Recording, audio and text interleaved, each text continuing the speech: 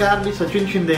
आपण पाहताय आपल्या परिसरातील सर्वात जलद आणि विश्वसनीय बातमीपत्र सांगणारं महाराष्ट्र लाईव्ह हे यूट्यूब चॅनल। आपल्या ह्या यूट्यूब चॅनलमध्ये तुम्हा सर्वांचं मनपूर्वक स्वागत। चला तर मग आता पाहूया आजच्या घडीची सर्वात मोठी बातमी सविस्तरपणे। जगद्गुरु संत तुकाराम महाराजांचे 11वे वंशज प्रसिद्ध हरिभक्त पारायण शिरीष महाराज मोरे यांनी आर्थिक विवंचनेतून 5 फेब्रुवारी रोजी आत्महत्या केली। शिरीष महाराज मोरे यांच्या आत्महत्येनंतर वारकरी संप्रदायासह महाराष्ट्र हळहळला।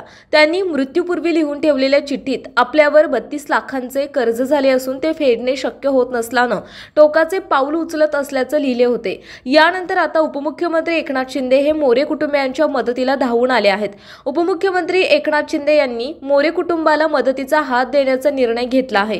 उपमुख्यमंत्री शिंदे यांना 32 लाख रुपयांची मदत करणार आहेत।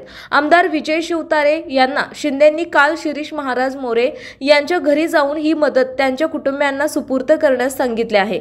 दरम्यान आपल्या पश्चात आपल्या कुटुंबाला आर्थिक मदत करण्याची आर्त विनवणी शिरीष महाराज मोरे यांनी आपल्या मृत्यूपूर्वी लिहिलेल्या पत्रातून सर्व मंडळींना केली होती।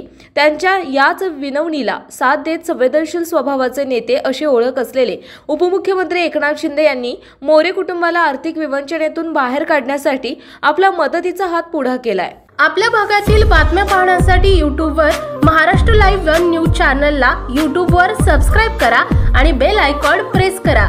तसेच आमच्या फेसबुक पेजला फॉलो करा।